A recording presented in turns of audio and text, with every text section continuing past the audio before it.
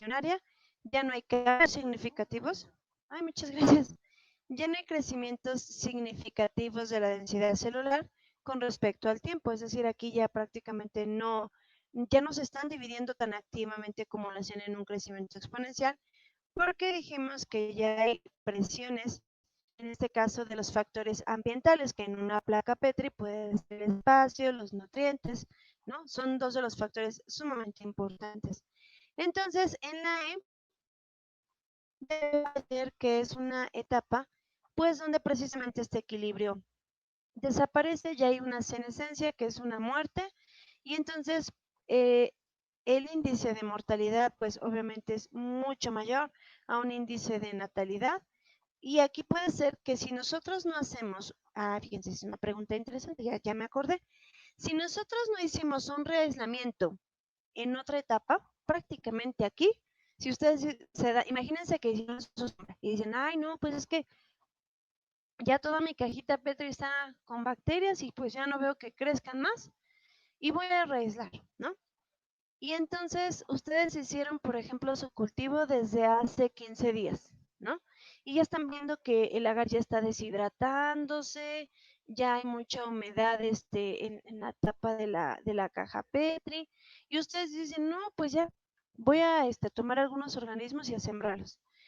Pues puede ser que obviamente haya algunos que son viables, y entonces tú tomas tu asada, vuelves a extraer en otra placa Petri con medio de cultivo, pues nuevo, vamos a decirlo así, y entonces, ¿qué ocurre? Pues tú vas a esperar que crezca, pero aquí entonces estos organismos puede ser que te crezca y ni siquiera se invada toda la placa Petri. ¿Por qué? Porque los microorganismos que tú estás utilizando para hacer una resiembra, pues no son los mejores. Entonces la pregunta que tengo es, ¿en qué etapa sería conveniente hacer un reaislamiento? ¿En la A, en la B, en la C, en la D o en la E? ¿Y por qué?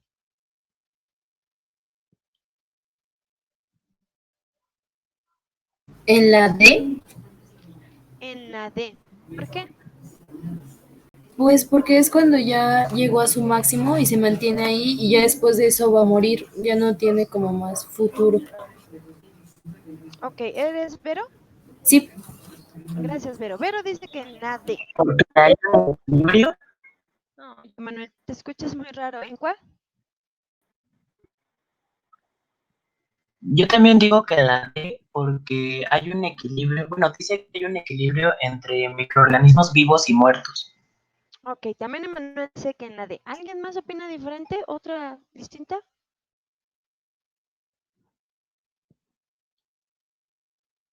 ¿No?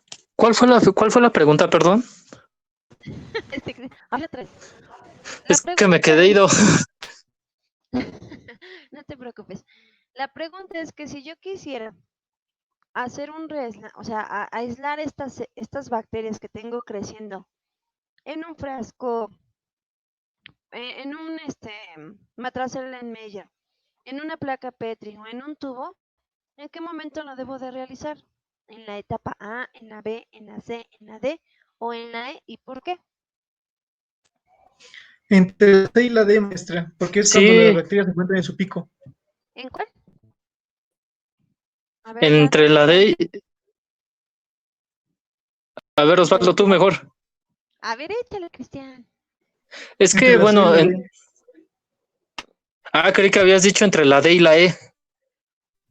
No, porque es donde empieza el receso y empiezan a morir las bacterias. Pero entre lo que es el punto C y el D es donde se encuentra la mayor producción de bacterias, cuando han llegado a su pico. ¿Qué creen? Yo Es digo que en es entre en la E, ¿no? En la E y la D, ¿no? es en En la la B. B,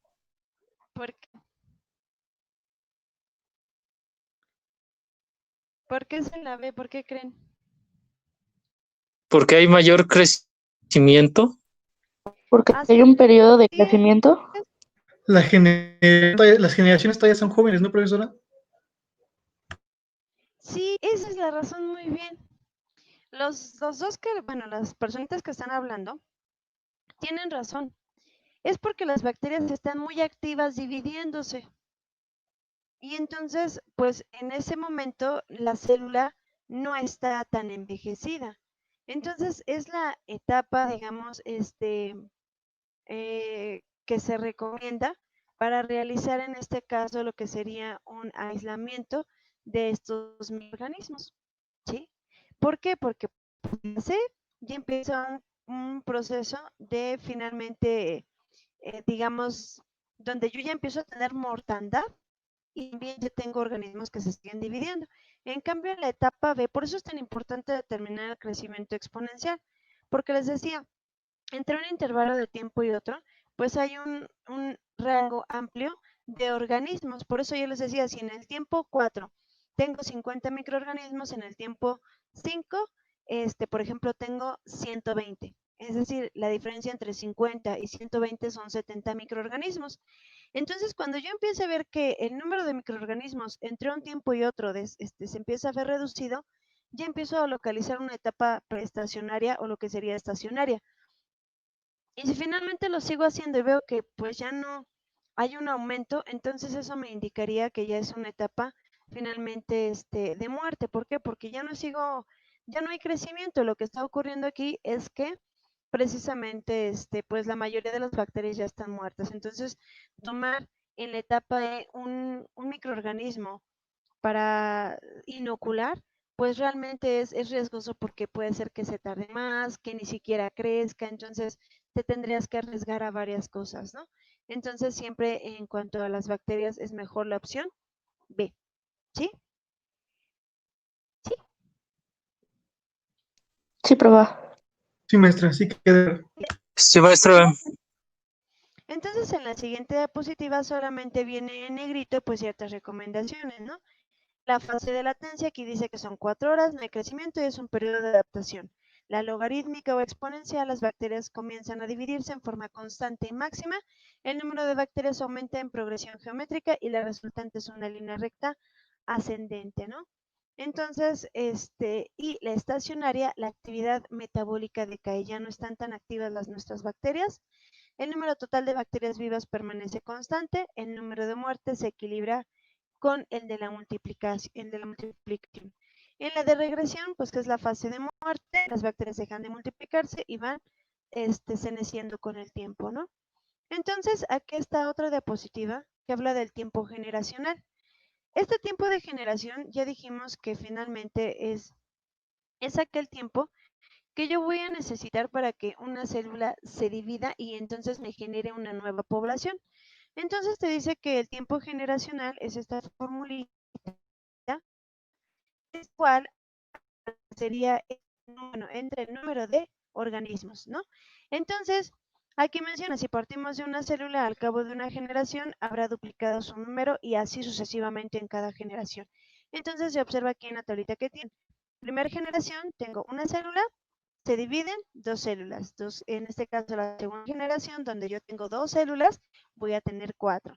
En la tercera generación, donde yo tengo 4 células, voy a tener después 8 y así sucesivamente. Entonces como vemos, pues sigue siendo una relación exponencial. Y entonces esto me va a permitir observar cómo están creciendo o cómo se están comportando mis células. Por ejemplo, imagínense ustedes, vamos a poner un experimento para que ustedes como que vean que es más, o sea, como que lo pueden ver más claro, ¿no? Imagínense ustedes que vamos a probar 2 medios de cultivo. Entonces, tenemos Escherichia coli, ¿no? El medio de cultivo B. Entonces, en el medio de cultivo A, que es un medio, por ejemplo, ¿no? Que es un medio de cultivo que estamos, por ejemplo, no sé, ¿qué vamos a decir? Bueno, es un medio de cultivo que elaboramos, pero que en este caso dijimos, ay, pues vamos a poner aquí 100 gramos, es un ejemplo, ¿eh? Vamos a poner en 100 gramos, por ejemplo, del compuesto X, ¿no? Que es el compuesto que estamos poniendo en cuestión. Y en el medio de cultivo B, lo que vamos a hacer es que en lugar de poner 100 gramos, vamos a poner 50 gramos. 50 gramos de este medio X. pero vamos a tener un cultivo que va a ser nuestro testigo.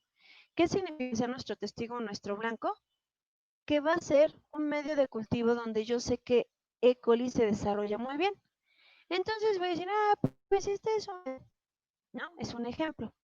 Entonces, este medio de cultivo que es un medio que ya se sabe que, por ejemplo, crece muy bien, o un verde brillante, ¿sí? Este va a ser nuestro blanco.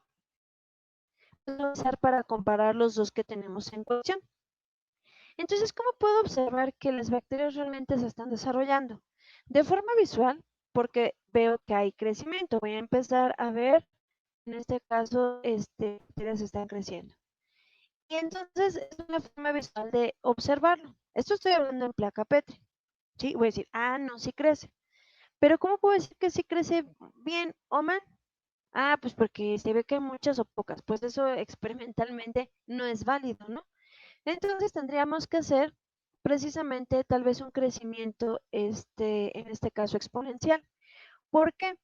Porque en el medio de cultivo, si yo espero, imagínense que mi hipótesis es que las bacterias van a crecer mejor en el medio de cultivo A con 100 gramos del reactivo X, ¿sí? Porque la literatura, por ejemplo, en otros países ha resultado mejor, como por ejemplo, Salmonella, que es una enterobacteria que se parece a E. coli, digámoslo así. Yo voy a decir, pues si E. coli es una enterobacteria, también debe de crecer bien en el medio A con 100 gramos del compuesto X, ¿no? Si en algo no lo entienden a mi experimento, me dicen. Entonces, esa es mi hipótesis. Cuando realizo mi experimento, veo que hay crecimiento en las dos. Pero, por ejemplo, en la placa Petri del A, no hay, o sea, no invadió, en este caso, la bacteria no creció visualmente tan bien como en la caja Petria.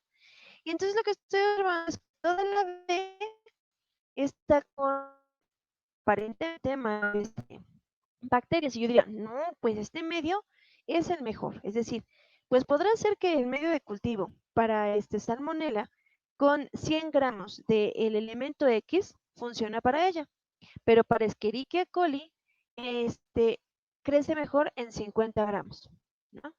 Y entonces yo para asegurarlo podría hacer, por ejemplo, una prueba de crecimiento exponencial. Esto lo tendría que hacer entonces en un medio líquido, porque otra vez tengo que observar la turbidez, como ayer estábamos hablando con las pruebas de McFarlane. Entonces, lo que voy a hacer es que voy a preparar igual mis tubos, que voy a preparar otra vez mi testigo, mis tubitos de la A y mis tubitos del B. Puede ser que me digan, ¿y cuántos tubos tengo que hacer? Casi siempre en los experimentos se piden 3 repeticiones. Hacer una prueba no siempre es válido, porque tú tienes que comparar y tienes que sacar promedios. Yo creo que eso ustedes ya son más expertos, y si ya llevan estadística, entonces me están todavía entendiendo mejor. Entonces, la repetibilidad dentro de un experimento es un factor importante para observar que hay constancia en las tres muestras que tú tienes y que no están variando.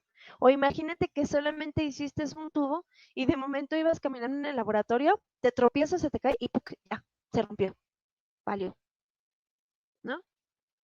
Entonces, pues hasta ahí dices, no, pues ¿qué harías? Una de dos, o dejas tu experimento o vuelves a hacer todo desde el inicio. ¿Por qué? Porque las bacterias que tienes en los tubos están creciendo y no te van a decir, pues me espero a que vuelvas a hacer el tubo con el medio de cultivo y otra vez hagas el inóculo y compares con las pruebas y no te preocupes, yo aquí te espero y no crezca. Pues obviamente no. Entonces tendrías que repetir el estudio. Y créanme que a veces eso ha pasado mucho que no somos, lo que no hacemos es prevenir pues cualquier situación. Entonces, de alguna manera tener, digámoslo así, 3 repeticiones de cada prueba, pues sería así como entre 3 tubos del A, 3 tubos del B, y por ejemplo, pues de alguna manera, por si las moscas, 2 tubos del testigo. Si tienen 3, pues qué bueno porque están unificando. Entonces yo estoy muy contenta y empiezo a ver cómo se están comportando mis bacterias ahora en cuanto a un crecimiento exponencial. Y si yo observo, puede ser que mis bacterias en este caso están creciendo, ¿sí? Más rápido, en menos tiempo en el cultivo B, ¿sí? Y aparte con la cuestión visual o la caracterización visual que yo hice, esto me va a permitir entonces dar como más veracidad a mi estudio que si solamente lo hago visual. Y por visual estoy diciendo que tú tienes que colocar tu caja Petri precisamente en el microscopio para observar realmente la colonia y lo tienes que caracterizar. ¿Qué es caracterizar? Ver la forma de la colonia, la consistencia, es decir, cómo se ve, si tiene color, si tiene pigmento, si el margen es, en este caso, es regular, si es irregular. Entonces, caracterizar significa ver la forma y la estructura de la colonia, ¿sí? Entonces, si yo pongo, aparte ahí sí puedo decir, pues visualmente se observa que prácticamente toda la placa Petri está invadida por por Escherichia coli en la caja B, mientras que en la caja A pues hay manchones y hasta saco fotos y todo, ¿no? Y todavía esto, si lo quiero complementar, tengo que tomar una asada y me voy a hacer una tinción Gram. ¿Por qué? Porque ¿qué me asegura que realmente tengo E. coli ahí y no se me contaminó con otra cosa? O sea, así a veces son los experimentos, ¿eh? Tú dices, pues, imagínate que en el A pones la misma bacteria que en la placa Petri de B. Y de momento la A tiene un color anaranjado y en la B es transparente, ¿no? Y tú dices, ¿cómo puede ser? Si es o sea, tiene lo mismo, lo único que estoy cambiando es la concentración de la sustancia. Unas son 100 gramos y la otra son 50. ¿Por qué las bacterias están produciendo un pigmento? Ay, pues quién sabe. Pero la E. coli yo creo que se lució y dijo, ay, pues me echa la gana poner un pigmento, ¿no? Pues no. ¿Qué tendríamos que hacer ahí? Pues tendríamos que hacer una tinción Gram para entonces asegurarnos que finalmente tenemos a la bacteria, ¿no? Entonces, ahora sí, ¿yo qué tendría que observar en una tinción Gram? La forma y si es Gram positivo o si es Gram negativo, dependiendo de la bacteria que yo tenga. ¿Cómo lo voy a saber? Porque yo previamente, como les dije ayer, yo tengo que investigar si es que ya está reportado, digo, E. coli está reportada hasta en todo, ¿no? Ya está cartografiado su genoma, es un modelo de genética que se utiliza de forma muy constante. Entonces, yo tendría que en la literatura, pues ahora sí, observar qué tipo de gram es, si es gram positiva, si es una gram negativa, ¿sí? En el caso de E. coli sería una gram negativa. Y entonces también tendría, por ejemplo, que observar la forma, si es un coco, si es un bacilo, si es un espirilo. Sí, entonces, imagínate tú, que en la que tiene un pigmento anaranjado, a la hora de hacer la tinción gram, me sale una espiroqueta. Pues nada que ver con un E. coli. Aquí lo que sucedió es que hubo un proceso de contaminación donde, donde me creció otra cosa que no era E. coli. Y por lo tanto, ¿qué va a suceder? Va a afectar los resultados de mi estudio y por ende, pues entonces ya no voy a poder reportar lo que yo esperaba, ¿no? Este es un ejemplo, ¿no? Porque les decía, el chico que estuvo haciendo su trabajo con respecto a un hongo patógeno que encontró en el nopal, ya ven que les había comentado que me tocó asesorarlo. Entonces, ¿él qué hizo? Lo que hizo fue extraer un poco de nopal y entonces lo que hizo fue colocarlo en medio PDA, o sea, le puso agar, no es cierto, le puso agar y nopal, nada más. Y entonces su testigo fue el PDA, entonces era como si el testigo fuera el PDA, y entonces yo le decía, oye, ¿sabes qué? Porque él concluye, dice, no, pues es que este hongo crece mejor en PDA que en el extracto que tiene el nopal. Y entonces yo le pregunté, oye, ¿y entonces por qué es un hongo patógeno del nopal? Si tú me estás diciendo que crece mejor en otra cosa, ¿por qué entonces el hongo prefiere en ese lugar estar creciendo e invadiendo el nopal? ¿No? Y entonces, pues sí como que se descontroló. Y luego es que sabes que, bueno, desde mi punto de vista, digo, si me lo permites, puede ser que la concentración de nopal que agregaste no fue suficiente, ¿no? Si tú dices que agregaste, por ejemplo, 100 mililitros de lo que era la sal de nopal, ¿sí? ¿Por qué no hiciste más pruebas? ¿Por qué no hiciste un medio con 100 mililitros, otro con 50 y otro con 200? Y entonces ahora sí te hubieses dado cuenta en cuál está creciendo mejor. Y puede ser que tú esperarías que crezca mejor en el de 100, es un ejemplo. Y puede ser que se desarrolle el hongo muy bien o mejor, simplemente, en el de 200. Entonces, si se está desarrollando mejor en el de 200 mililitros de savia de nopal, ¿eso qué te dice? Que a mayor concentración de lo que sería la savia de nopal, el hongo se desarrolla más. Por lo tanto, por eso prefiere crecer en el nopal en lugar de tal vez otros sustratos que pueden estar ahí. Porque muchos hongos no solamente, muchos hongos son degradadores y tienen pues como ciertas, tienen otras alternativas en un momento dado cuando no está un alimento, dicen, bueno, pues me alimento de otra cosa, ¿no? Pueden ser saprófitos y de momento tienen pueden alternar el ser saprófito con ser parásito, ¿sí? Pero lo que prefiere tal vez es ser saprófito en lugar de parásito. ¿Sí, sí me estoy explicando, chicos? ¿Sí? Sí, maestra. Entonces, la idea de esto, o sea, es que ustedes observen con el conocimiento que tienen, o sea, qué pueden hacer. Por eso les decía, ¿no? Lamentablemente cuando ustedes van a hacer estancias, pues las personas de ahí, o una de dos, o te tienen el tiempo y la paciencia de enseñarte, porque les interesa que hagas bien las cosas que te van a poner a hacer, y la otra, finalmente, pues esperan que tú prácticamente seas autodidacta, tengas las cosas y sepas hacer las cosas. Ay, pues ahí está la normatividad, léela, sigue al pie de la letra como viene y lo realizas, ¿no? Y la verdad es que a veces, pues ustedes no toman en cuenta eso. Me ha tocado que les digo, bueno, ¿por qué hiciste nada más una prueba en lugar de tener una prueba y un testigo? Y se me quedan viendo como diciendo, ah, es que eso no me lo dijeron. Y entonces yo cuando les digo, bueno, a lo mejor no te lo dijeron, pero tú también tienes que, en este caso, suponerlo, ¿no? Tienes que darle mayor veracidad a un trabajo experimental. Recuerden que los trabajos experimentales pues se basan en esta posibilidad de poderse repetir y que cada que tú lo repitas, los resultados bajo las condiciones iniciales que tú realizaste para decir que fue así, pues tienes que volverlo a hacer de esa manera, ¿no? Entonces, pues eso si les sirve, yo supongo que sí, es algo muy importante a considerar, ¿no? Entonces, pues aquí les decía, ¿no? Observar este tiempo generacional. De hecho, sobre todo el crecimiento exponencial también te sirve en bacterias que tal vez no se conoce. Cuando tú conoces el tiempo de una bacteria, pues qué bueno, ya sabes cada cuándo tomar, en este caso, los rangos para medir. Pero imagínate que es una bacteria que apenas empiezas tu estudio, pues ahí tendrías que estar haciendo más pruebas, ¿no? A ver, voy a medir cada 15, cada 20 y cada 25. ¿Por qué? Porque tú no conoces en realidad cada cuándo se está dividiendo.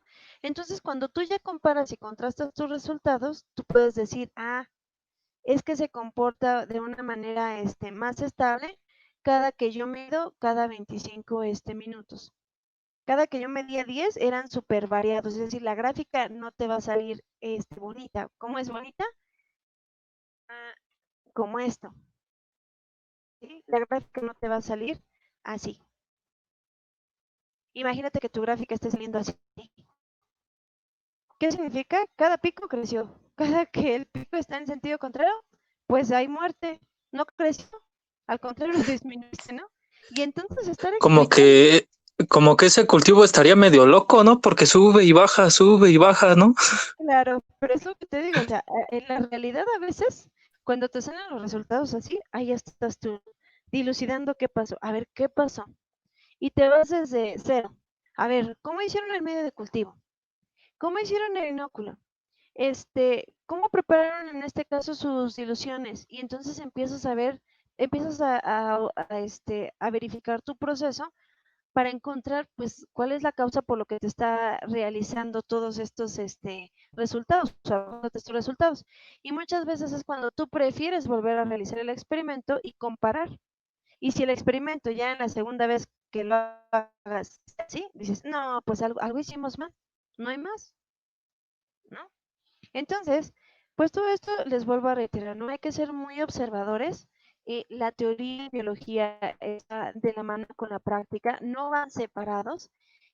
Prácticamente en cualquier curso al que yo voy, que pido que sea teórico práctico, siempre la teoría es una parte fundamental para entender la práctica, ¿no?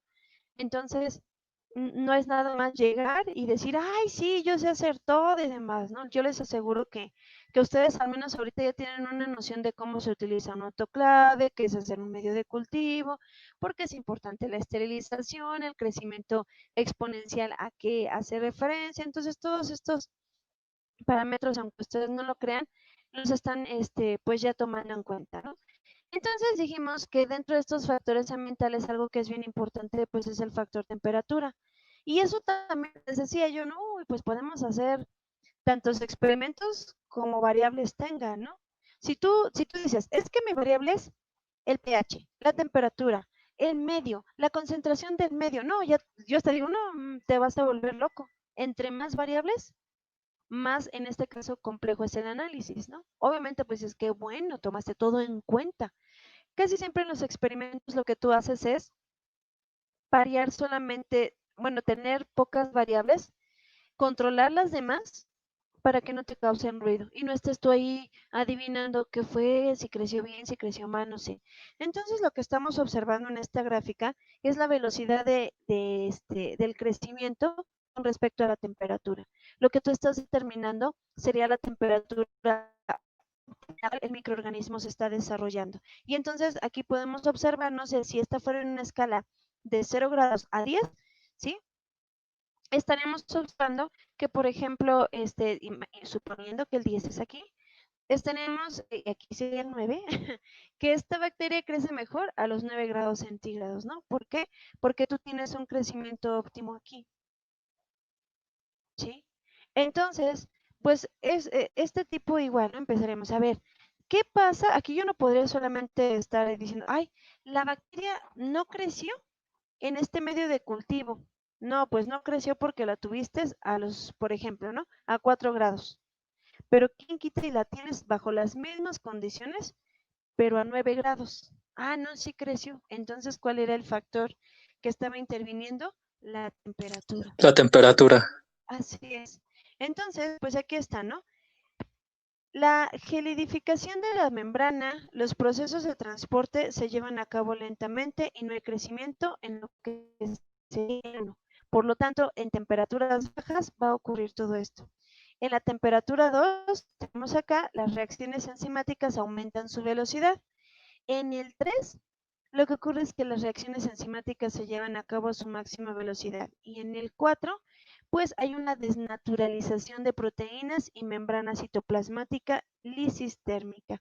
Ustedes todavía no llevan biocatálisis como tal, pero déjenme decirles, yo creo que desde ahorita, no sé, ustedes me dicen, tal vez en biología y en bioquímica ya les explicaron, al menos yo ya les dije que es una enzima.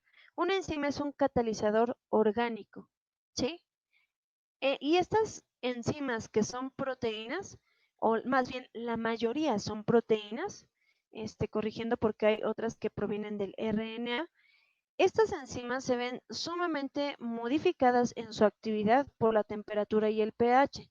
¿Qué significa? Que el pH y la temperatura son dos factores fundamentales para que puedan trabajar, ¿no? Entonces, ejemplo. Si yo tengo a una E. coli, ¿a qué temperatura creen que sus enzimas trabajen mejor? A la temperatura del cuerpo humano.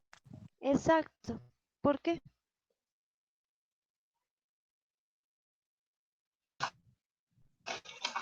Porque es la... Que es Ah, tu compañero. Échale, échale. Porque es la temperatura de incubación. Tal vez, no Exacto. sé. De hecho, como bien lo acabas de decir tú y tu compañera, en realidad esa temperatura es la temperatura, digamos, donde el microorganismo puede realizar todas sus funciones biológicas de manera adecuada.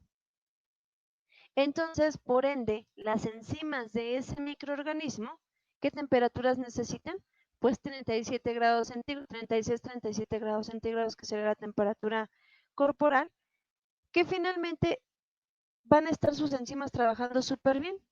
Cuando nuestro cuerpo en un proceso de infección aumenta temperatura, lo que está haciendo es como dar un shock térmico a estas bacterias. Las está poniendo a sufrir. Y a la hora de poner a sufrir a estas bacterias, pone a sufrir a sus enzimas. ¿Por qué? Porque no es la temperatura óptima en la cual ellas trabajan. Entonces, si ustedes observan, en la temperatura donde yo tengo mejor crecimiento bacteriano, es porque también yo tengo una actividad enzimática muy buena. Entonces, esto está de la mano, ¿no? Las enzimas son moléculas biológicas, digámoslo, muy nobles. ¿Por qué?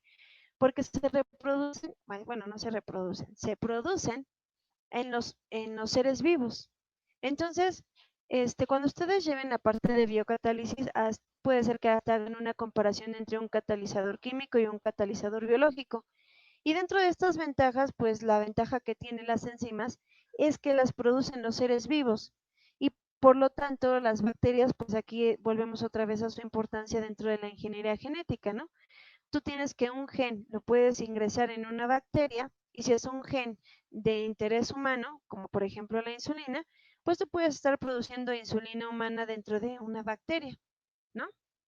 Entonces, finalmente, muchas veces estas bacterias se utilizan como si fueran pequeñas maquinitas para producir pues una infinidad de cosas de interés humano, ¿no? Que van desde anticuerpos, ¿no? Proteínas, hormonas, entonces muchas cosas, ¿no?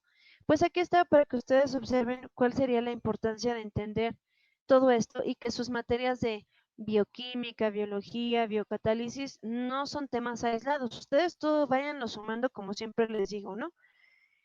Y ya nada más para terminar, digo, aquí no viene la de pH, pero en pH sería exactamente lo mismo. Tendría yo que determinar el pH más adecuado. La ventaja que tenemos con los medios sintéticos es que ya vienen en este caso con los pHs adecuados para que nuestros microorganismos se desarrollen. ¿Por qué? Porque pues se supone que han sido previamente testados para estos microorganismos, ¿no? Entonces, pues esa es la ventaja de tener un medio sintético a diferencia de un natural, ¿no? Donde tú tendrías que estar haciendo varias formulaciones. Por ejemplo, no sé si a ustedes les pasó, cuando yo hice mi medio de cultivo, medí 2 gramos, ¿no? Pero luego me acordé y dije, ay, es que luego con la temperatura ambiente la gelatina se hace más aguadita. Entonces dije, no, ¿sabes qué? Dije, lo correcto hubiese sido que yo estuviera haciendo pruebas con grenetina, ¿no? Para ver cuál era la cantidad más, que me iba a servir para mi medio de cultivo. Pero por cuestiones del tiempo, digo, ya no se los puedo decir, pero sí lo quiero retomar en este momento. ¿Por qué? Porque yo en realidad dije, no, mejor lo voy a agregar 2.5 en lugar de 2 gramos.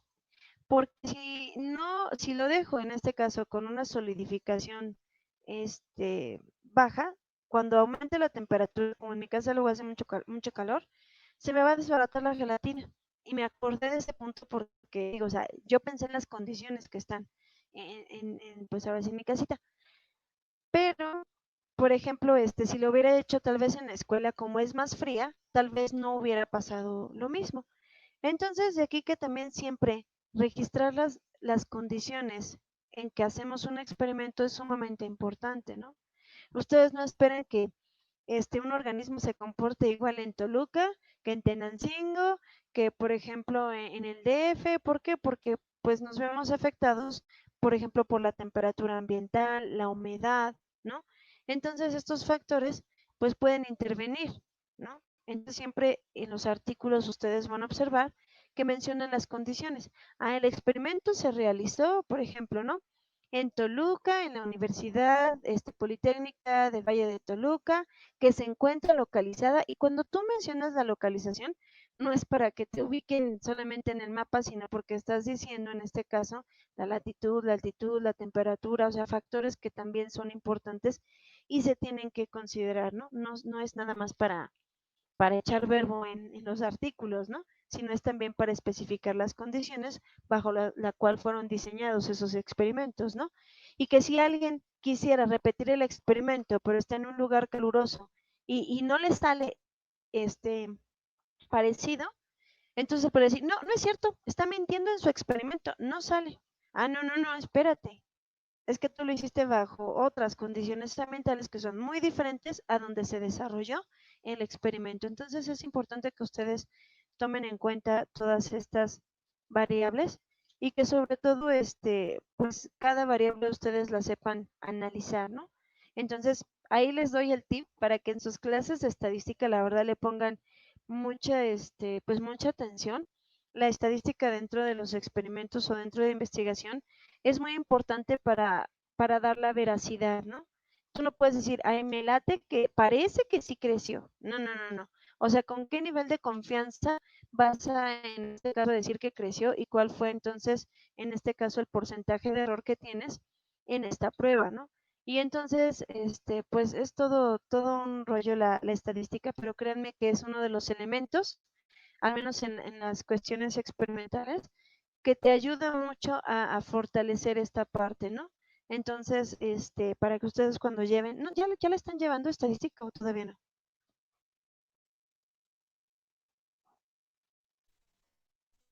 ¿Sí o no? Sí, ya la tomamos.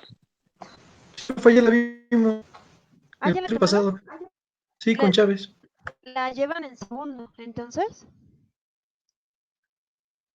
¿sí? Sí, Sí, perdón, la llevo en segundo. ¿Y luego qué llevan? Creo que control de la verificación también es estadística, ¿no? Porque en segundo ven que diseño de experimentos o nada más ven estadística. ¿Cómo se llama su asignatura?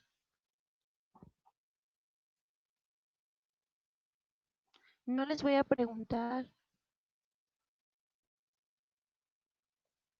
Era probabilidad y estadística, profa. Ah, ya, ya. Es como entonces la estadística, vamos a decirlo así, ¿no? Bueno, siempre que lleven todas esas materias, la verdad sí, pues pongan mucha atención porque va de la mano con esto, ¿no? Ok, y ya nada más para terminar, al final puse que era un bacteriostático y un bactericida. Esto lo saqué de un artículo. A mí me gustó mucho ese artículo porque tiene que ver, con lo que son los antibióticos. Yo creo que es un artículo también que está muy relacionado, con farmacéutica, porque te vienen las familias de antibióticos, cómo funcionan, qué es una adición, qué es una sinergia, este, no siempre que, es decir, ¿no? A veces pensamos que los antibióticos, si estamos tomando uno y si le metemos otro, va a ser maravillas. Pues no, a veces la acción de uno se ve en este caso minimizada por la acción de otro, ¿no? Hay antibióticos que no son compatibles, hay otros que sí hacen sinergia y entonces al unir los dos van a ser más potentes que si están por separado, ¿no? Entonces, esto lo saqué de ese artículo. Pues no sé, por ejemplo, yo se lo he compartido, a veces a Jesús le toca dar este farma y cuando le toca, pues estamos compartiendo ciertos artículos porque, pues, yo digo, bueno, esto creo que es importante que lo retomen para ir relacionando también esto de, pues, dentro de la microbiología y los fármacos y los antibióticos. Entonces, ya lo habíamos comentado, ¿qué diferencia hay entre un bacteriostático y un bactericida? Como bien lo menciona aquí, los antibióticos que son bacteriostáticos causan un alto del crecimiento bacteriano. Los microorganismos no crecen en presencia del antibiótico, pero tampoco mueren de forma inmediata. Si se elimina el antibiótico, los microorganismos pueden recuperarse y volver a crecer. Van muriendo con el paso del tiempo, sin embargo, este proceso de muerte es lento. Y un ejemplo de un antibiótico que es un bacteriostático es el trimethoprim con sulfametaxazol. Este, si ustedes, por ejemplo, ya ven que casi siempre el trimethoprim te lo dan cada 12 horas, que es el Bactrim. Entonces, si tú dejas una dosis, como es un bacteriostático que va, en este caso, teniendo una acción paulatina, tú puedes tener una recaída aquí porque precisamente esta parte lo que va a ocurrir es que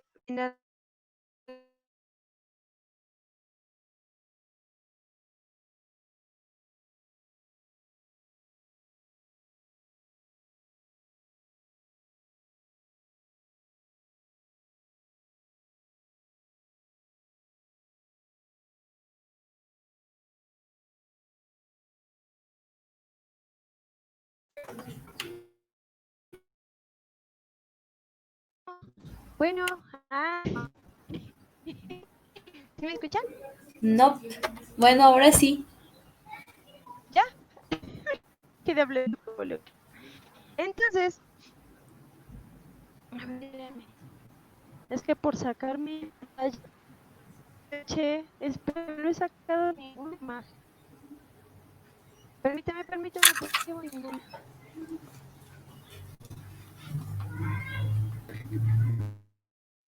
Entonces les decía que precisamente si ustedes dejan de tomar antibióticos, ¿qué va a ocurrir? Pues obviamente puede ser que las bacterias pues vuelvan en este caso otra vez a dividirse. Entonces, por eso es muy importante que pues, que tome lo que es su tratamiento de forma correcta, ¿no?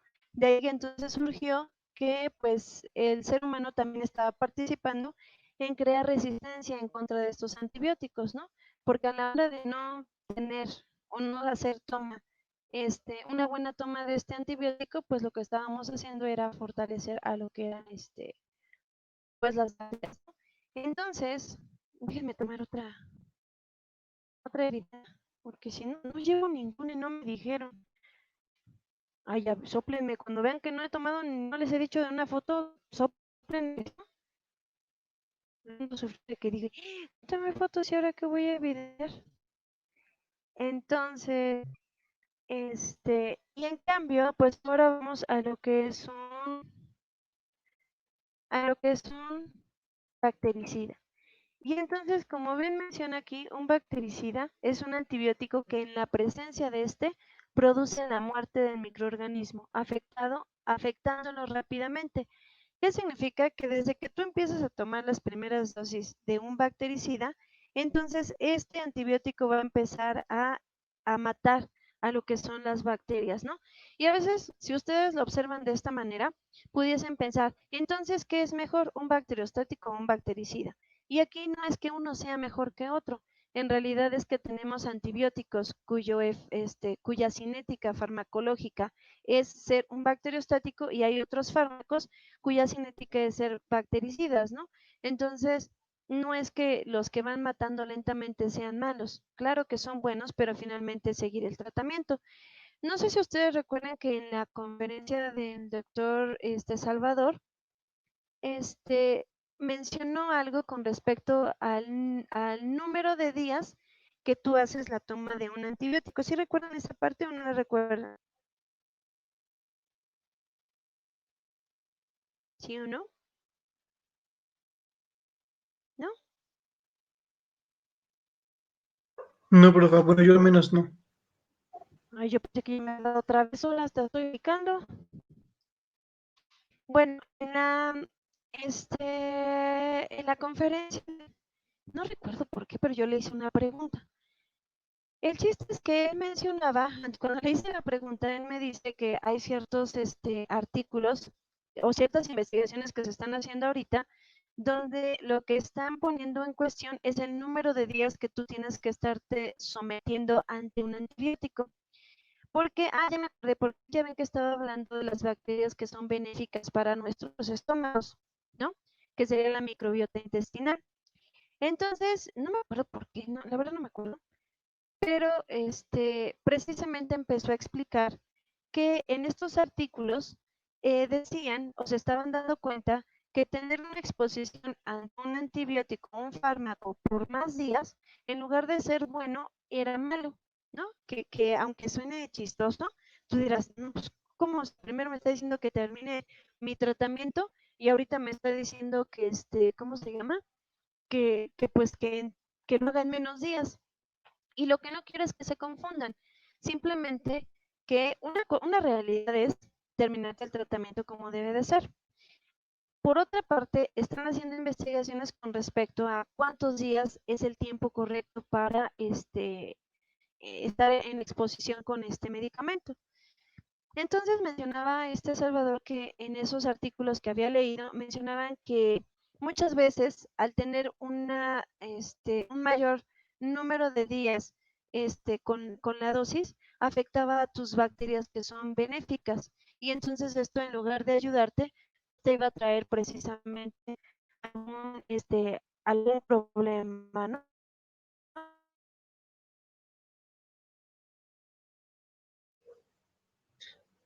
Se cortó, por favor, yo no la escucho. Yo tampoco. Bueno, entonces es que es mi cable que me mandó la tita. Entonces, les decía yo que precisamente mencionaba esto en su artículo, ¿no? O sea que lo que tú dices aquí es, pues están haciendo esas investigaciones, ¿no? Para observar, pues, qué es mejor, si tener una exposición a antibióticos por más días o tener, en este caso, una exposición más corta con respecto al antibiótico. ¿Así que tienen alguna duda? No, profa. Eso de los antibióticos sí queda claro. Es lo de la resistencia, ¿no? De los virus y bacterias. Sí, pero les digo, o sea, si ustedes vuelven a ver ese pedacito, es cuando ya está en la sesión de preguntas, y es cuando él habla de esto, ¿no? Yo hasta le dije, le digo, pásame esos artículos porque, pues, suenan interesantes, ¿no? Entonces, sí valdría la pena cuando ustedes lleven farma, ya es cuando les enseñan lo de las farmacocinéticas y, pues, cómo actúa un fármaco. La verdad es que desde ahorita yo les aconsejo, yo no sé si a ustedes se los dije o fue en biología molecular. Lo que pasa es que como luego mencionamos, por ejemplo, cosas que están relacionadas con el sistema inmunológico, me confundo. Pero les mencionaba a sus compañeros, creo que fue a ellos, que algo que es funcional sería, por ejemplo, observar cuántas veces te enfermas al año. No sé si ustedes se los comenté. Y llevar un registro.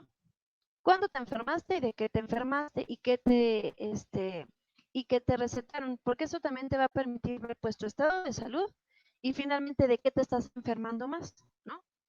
Y es una buena herramienta como para hacer esa conciencia para decir, hijo, me enfermo. Si te enfermas al año, imagínate tú 4 veces y todas son del estómago, pues hay algo por ahí que pues no, tal vez no estés haciendo bien o tal vez tu cuerpo te está diciendo algo y no le haces mucho caso, ¿no? Entonces, ese es como un consejo, ¿no?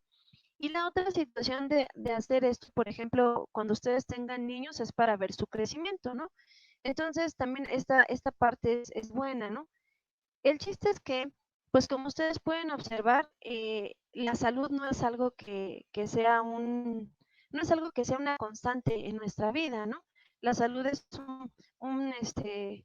es un estado que depende de muchos factores para realmente tenerlo, ¿no?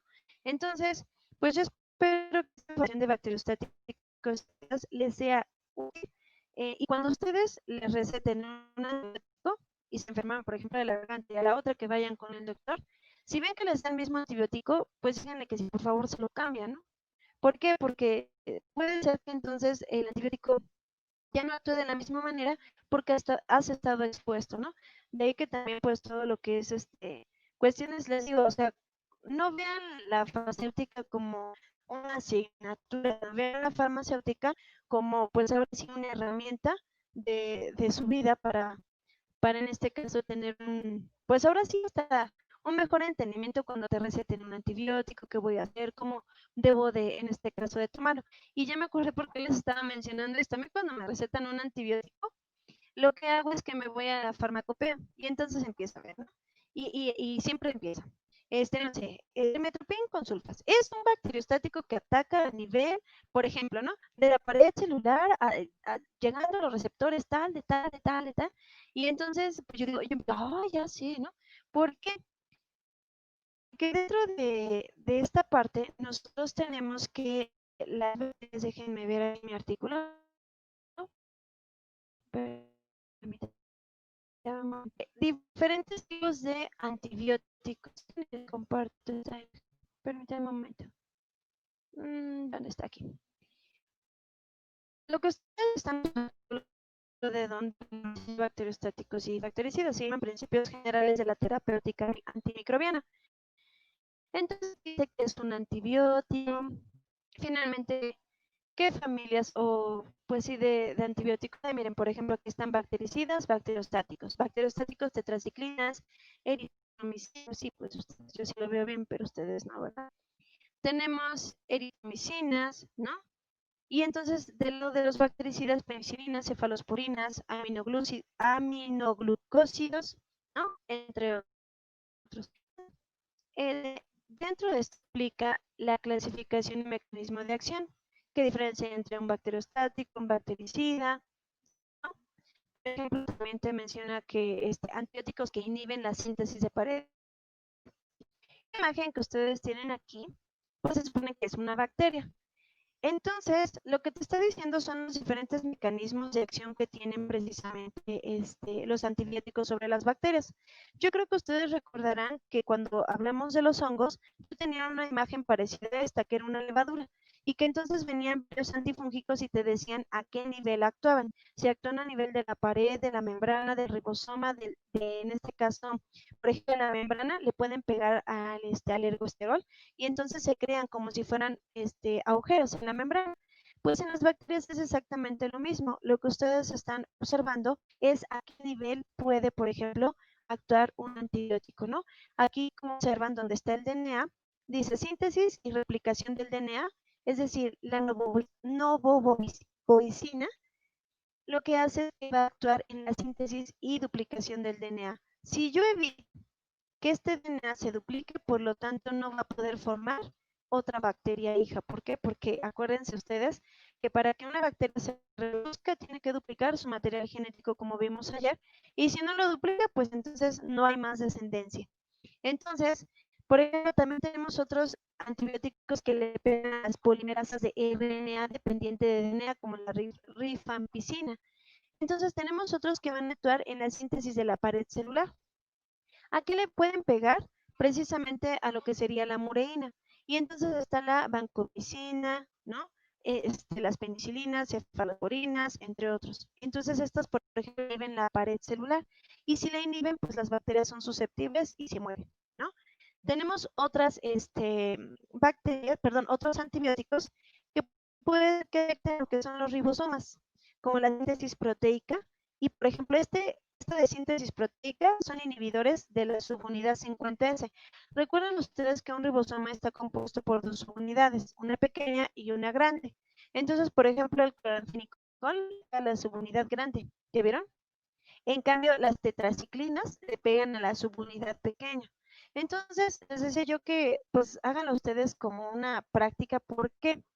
Porque esto también te permite ir así como que lo que tú aprendes te va a permitir irlo reforzando, ¿no? Entonces, a la hora de estar reforzando estos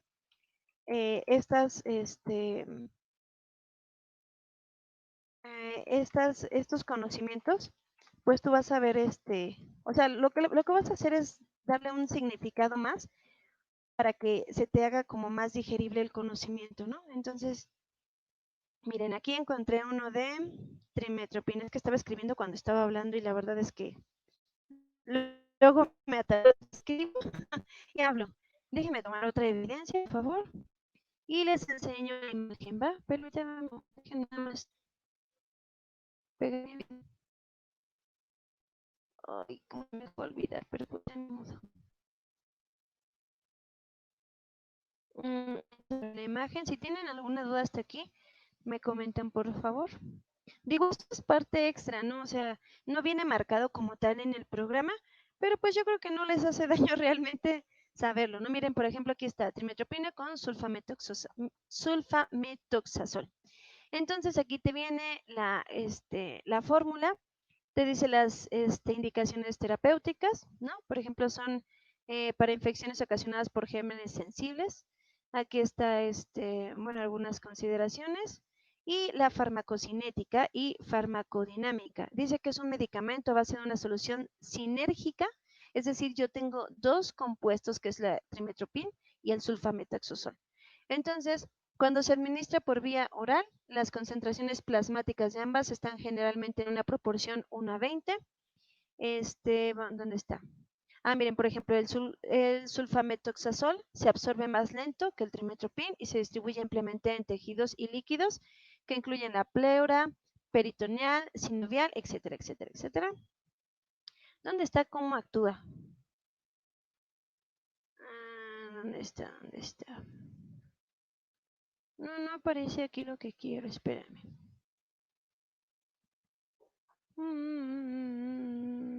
Bueno, aquí, por ejemplo, también está con qué otros medicamentos pues se puede o no se puede, por ejemplo, combinar. Déjenme, a ver, vamos a buscar otros. Es que lo que quiero es que nos salga, a ver, mecanismo de acción, a ver si en este sí. Esperen, esperen. Esperen, esperen.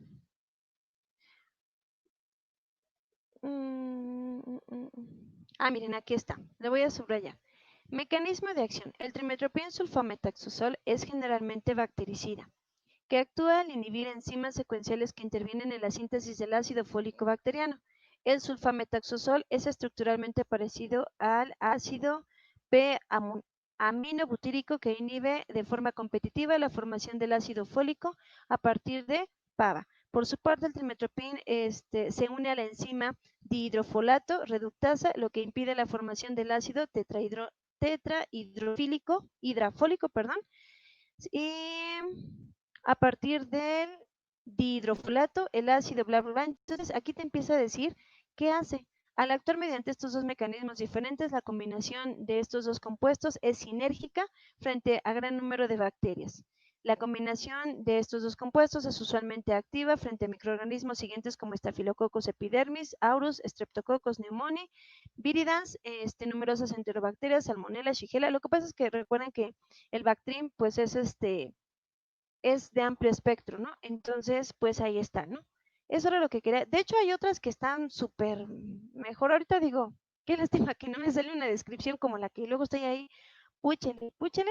Es que me voy, a ver, déjenme ver. Y entonces, pues,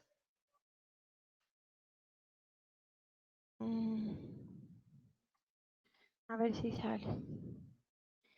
Entonces, pues, les vuelvo a reiterar, ¿no? Miren, por ejemplo, aquí está, bueno, ya como más, pues ahora sí más especializada la información. Uy, no, aquí ya nos fuimos súper, súper así, especializados, ¿no? Bueno, la idea es que cada que ustedes, pues ahora sí tengan la oportunidad de entender cómo es un antibiótico, pues eso también les va a estar reforzando todo lo que sería la microbiología, ¿no? Van a estar leyendo que actúa a tal lado, que actúa a tal cosa, y hace esto, y mata al bichito porque evita la síntesis de proteínas. Entonces, pues esto aunado con todo lo que aprendieron, sería la parte del metabolismo microbiano, porque finalmente, espérenme, también les iba a comentar, así como nosotros tenemos mecanismos para matar a las bacterias, la pregunta es, ¿las bacterias tendrán sustancias que inhiban a estos? Sí, por favor. ¿Cómo cuál? Bueno, yo nada más sabía eso, ¿no? Bueno, porque los microorganismos son como nosotros, ¿no? Tenemos enzimas que nos ayudan a, pues, ¿cómo se dice? Como que ayudan a defender nuestro organismo. Sí. Y pues nada más sabía de eso, pero no, así enzimas como tal que conozcan, no, nada más fue como de un artículo que leí. Mira, ahí les va una. Y aquí está. Ahí está. Las betalactamasas, en este caso, como bien dice aquí, la producción de betalactamasas es uno de los principales mecanismos de resistencia bacteriana. Son enzimas capaces de inactivar los antibióticos de la familia betalactámicos, como son penicilinas, cefalosporinas, monobactámicos y carbapenémicos. Entonces, ¿qué son las betalactamasas? Son enzimas que producen las bacterias y entonces gracias a esto los antibióticos pues no tienen el efecto que deseamos, ¿no? Así sea un bacteriostático, así sea un bactericida. ¿Por qué? Porque las bacterias lo que han hecho es producir ciertas sustancias para poder defenderse, ¿no? Y entonces también hay medicamentos betalactámicos. ¿Qué es un medicamento betalactámico? Que inhibe la producción de esta sustancia. Así es. Y acá abajo está. Antibióticos betalactámicos. Igual esto lo estoy abriendo ahorita, sí, ¿eh? Ay, no, sí está bien feo. Ah, ya acá está. Menciona los antibióticos. Sí están viendo mi página, ¿verdad? Bueno, la página de internet. Ahí sí, mi página. Sí, profe. Sí, Sí, profe, sí se por ve. favor. Gracias. Los antibióticos betalactámicos, cuyo mecanismo de acción es la inhibición de la última etapa de la síntesis de la pared bacteriana, constituye la familia más numerosa de antimicrobianos y la más utilizada en la práctica clínica.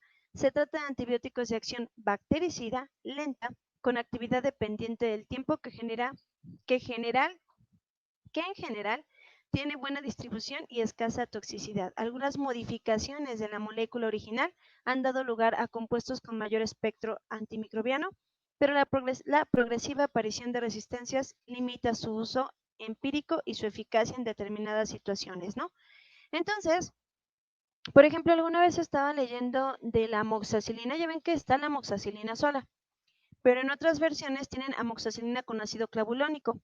Entonces, estaba leyendo que el ácido clavulónico lo que hace es una sinergia con la amoxicilina para precisamente, sirve como un betalactámico para inhibir precisamente a estas, pues ahora sí, a estas bacterias, ¿no?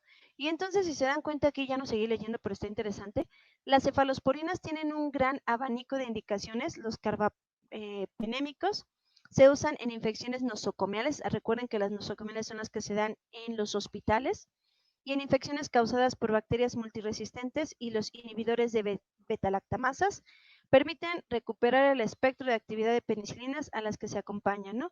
Entonces, como pueden observar ustedes, pues la microbiología es todo, ahora sí es un mundo, es muchísimo. Yo creo que no pudiera existir un microbiólogo, todólogo de todo, es decir, que de todo sepa mucho.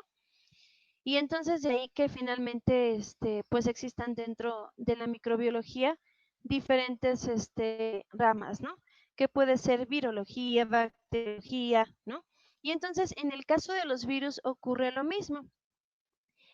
Por ejemplo, después de la conferencia de lo del COVID, yo creo que ya están hasta el gorro del COVID, yo lo utilizo para mis clases porque pues finalmente es didáctico, ¿no? Entonces, después de la del COVID, hubo otra plática que fue hace 8 días, precisamente en viernes, de una doctora que no me acuerdo cómo se llama, pero ella habló de la creación de vacunas para COVID. Y entonces estaba interesante porque estuvo hablando de ciertos antibióticos, de hecho mencionaba ciertos antibióticos que están como de moda, para, digamos, disminuir los efectos del COVID.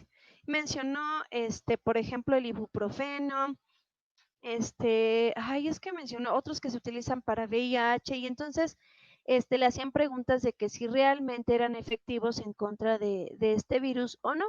Entonces ella explicaba si sí eran efectivos, en qué estudios, cómo le afectaba, para tener como más, ahora sí, más certeza y no andar pues con tanto ruido como a veces se hace en las redes sociales, ¿no? O con las malinformaciones.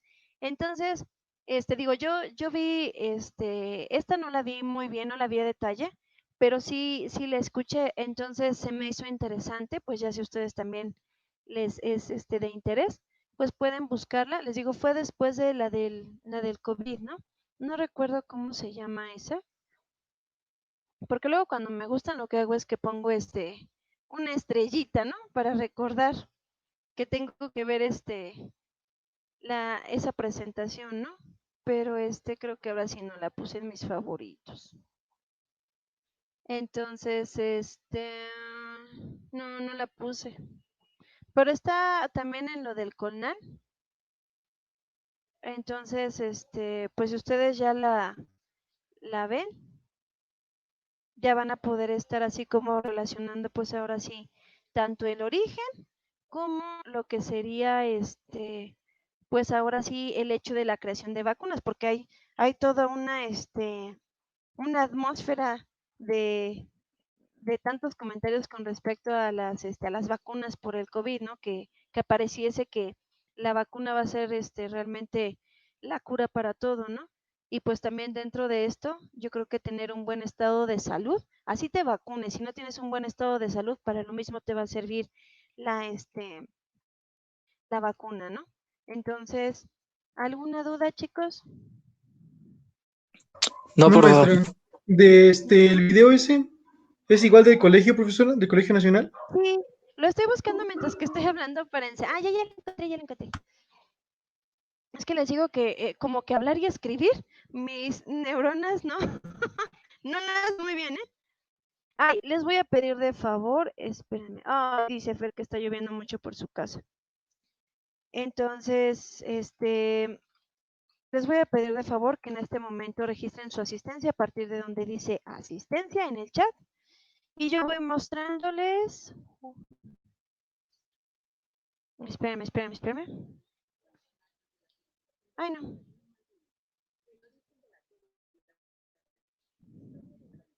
Es esta. Miren, empieza, bueno, la imagen es así. Antivirales contra COVID-19. Y la maestra es Rosa María del Ángel. Ella es la que, la que expuso. Es una, me acuerdo que es una. Sí, es esta. Es esta, la conferencia. La verdad es que estuvo interesante, pues, y ya saben que aquí 2 horas, porque todas las preguntísimas que hacen. Entonces, pues estuvo la verdad interesante. Por ejemplo, miren, aquí están, hace algunas, pues algunas indicaciones a través del COVID, qué receptores tiene, ¿por qué? Porque nuevamente, si quieren crear una vacuna, tienen que saber cómo van a atacar al virus. Y para poder, en este caso, atacar al virus, tienen que saber, por ejemplo, si tiene DNA, si es de RNA, si tiene una envoltura, cómo en este caso, se está duplicando. Entonces, pues ustedes van a ver otra vez que lo que hablamos, la ciencia básica es fundamental para poder hacer ciencia aplicada. Miren, por ejemplo, aquí está hablando de la cloroquinona, hidroxicloroquinona, ¿no?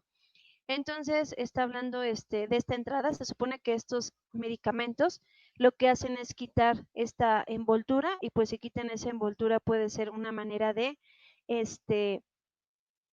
pues de eliminar de eliminar al bichito, ¿no?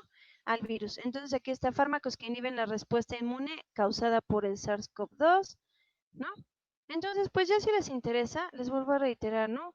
Vayan ustedes, pues ahora sí, juntando lo que es, pues toda su información en su cabecita para que sea más, se vayan retroalimentando cada vez más, ¿no? Y pues realmente tengan ustedes pues aprendizajes ahora sí más significativos, ¿no? A veces dicen, ay, es que hay que utilizar en la vida diaria lo que aprendes. Y tú dices, sí, ajá, ¿cómo? Si se dan cuenta, yo siempre trato de, o al menos eso es lo que pretendo, no sé si lo logre o no, ya ustedes me dirán, pero al menos sí trato de hacerles ver cómo pueden aplicar lo que están aprendiendo, ¿no? Para mí eso es bien importante, porque tal vez a mí era lo que siempre como estudiante buscaba, ¿no? Yo decía, sí, me enseñas esto, ajá, ¿para qué? Entonces, pues como que parte siempre me agradaba saber qué podía sacar de ese aprendizaje, ¿no? Entonces, si ya no tienen dudas, no se ha acabado mi clase todavía. Les decía, ay, tengo muchísimas páginas, déjenme cerrarlas. Ya me acordé. Estuve buscando, pues ahorita, acuérdense que se tienen que anotar, niño que no esté anotado aquí ya tiene falta, a menos que me haya avisado que tiene algún problema de conectividad. Ah, ya me acordé que les iba a decir. ¿Sí se acuerdan que ayer estaba yo comentándoles que muy probablemente nos iban a reducir las fechas y demás? ¿Ya ven que lo estábamos platicando? ¿Sí se acuerdan? Sí, profe, ¿nos las van a reducir Pues o ya no? es real. Sí, hoy tuvimos junta. No sé si sus otros maestros ya les comentaron algo. ¿No? ¿Todavía no? Bueno, No, yo maestra. que sepa, no. Bueno, ahí va, porque no quiero malinformar, pero sí voy a decir lo que vamos a trabajar en nuestra asignatura. Nosotros prácticamente, si recuerdan, ayer les dije, ay, tenemos 3 semanas, y luego ya cuando viene el calendario dije, ay, no es cierto, tenemos 4. El chiste es que La siguiente semana estamos de vacaciones. Ustedes ya saben que no tienen ninguna actividad que hacer conmigo, a menos que estén atrasados en alguna y se tienen. Si yo reviso la actividad y no está en la plataforma, entonces preocúpense porque van a tener un cerote. Porque digo, si ya les estuve, insiste de que sube tu actividad y acuérdate y esto, digo, como ahora siendo bien atrasada en darles la retroalimentación de sus actividades, ya les dije, yo me tengo que poner las super pilas, porque si no, pues yo solita me cargo de mucho trabajo, ¿no? Entonces, como veníamos mencionando, es una evaluación continua. ¿Qué dijimos que es una evaluación continua? Pues en este caso, todo lo que son los trabajos tienen el objetivo de observar qué tanto ha desarrollado o avanzado un aprendizaje un estudiante. Ese es su objetivo. ¿Por medio de qué lo hace? De la retroalimentación. Y la retroalimentación, recuerden que no solamente es escrita, la retroalimentación también se puede dar por parte, o sea, de forma verbal en una participación.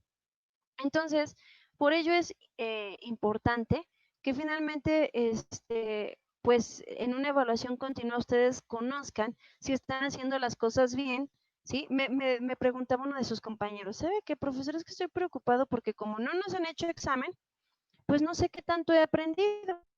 Y entonces, yo dentro de mí dije, pues la verdad es que yo no estoy preocupada por hacerte un examen. ¿Por qué? Porque no necesito un examen para medir tu aprendizaje. Yo se los he estado comentando de forma constante. Si tú estás en las clases y estás participando de forma activa y eres asertivo o al menos contestas de forma correcta, ¿sí? Cuando tú participas, pues eso me hace ver que realmente estás aprendiendo, ¿no? Es una manera de evidenciarlo. Y aún así, si tú contestaras y te equivocas, tú estás participando para rectificar tal vez lo que aún no has consolidado. Entonces, yo le comento a sus compañeros, no te preocupes, es que en realidad, miren, por ejemplo, le decía, ¿no? Si yo pongo a exponer a un alumno y si este alumno tiene dominio del tema, sabe transmitir la información, responde preguntas, me está evidenciando que aprendió. No necesito aplicarle un examen, ¿no? Si me entregan trabajos, por ejemplo, como su compañera que la autoclave, que la dibujó y se esforzó y le puso todo, yo les aseguro que ya sabe, aunque sea las partes del autoclave, porque se va a acordar de su dibujo. Entonces, esto se los digo porque la asistencia, chicos, es fundamental. ¿Sí? Yo les dije, la asistencia es fundamental porque es parte también de tu calificación. En el sentido de que, ay, si asistí, entonces tengo 10, no abusen. La asistencia es el interés, es una cuestión actitudinal que me permite observar qué tanto te interesa. El hecho de que si tienes algún problema para entrar o para entregar tal vez en determinado momento, eso se llama atención y responsabilidad, ¿sí? Y eso también me sigue haciendo ver qué te interesa tu asignatura. Entonces, si ustedes no me avisan, no me dicen, pues yo también digo, pues bueno, pues yo, la verdad es que no creo que tenga que estarlos sofocando, ¿no? Digo, y ahora sí ya depende de cada personita. El chiste es que hoy que tuvimos junta, efectivamente nos dieron fechas. Y hace 8 días que fui a la escuela, sí, creo que sí fue hace 8 días, regresé, pues sí les dije, ayer les externé que estaba como un poco, pues presionada porque vi cuando se acababa el cuatrimestre y dijo, oye, nuestros cuatris siempre son trimestres, cuando están programados para 4 meses, ¿no? Y la verdad es que es complicado porque nosotros los presionamos mucho a ustedes. El chiste es que, yo espero y les voy a dar el tip al igual que los de biología, molecular. Si yo ya te mencioné que te estoy calificando con evaluación continua, por ejemplo, si en la primera unidad me entregan 4 trabajos, yo lo que hago es, las voy a calificar, hago el promedio y te da una calificación. Esa calificación se va a promediar con la de la segunda y esa calificación con la de la tercera. Si tú repruebas alguna unidad, ¿sí? O tu promedio final es menos de un 7, vas a presentar examen, ¿sí? No lo digo yo.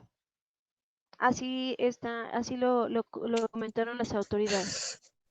Oiga, Entonces, maestra, disculpe que la interrumpe. sí, Eh, Bueno, entonces, si no sacamos la calificación aprobatoria, usted nos diría y luego para presentar como por decir el examen ya para acreditar, nos va a dar un temario o nosotros mismos ya, conforme lo que hemos visto. No, ¿qué crees que ahí sí ya no me porto tan amigable? ¿Por qué? Porque yo considero que he tratado de planear como para no atiborrarte de actividades. Es decir, créanme que sí me pongo a pensar qué actividades les dejo para que aprendan, ¿no? No solamente digo, ay, ¿y cómo voy a entretener hoy a los niños? Pues no,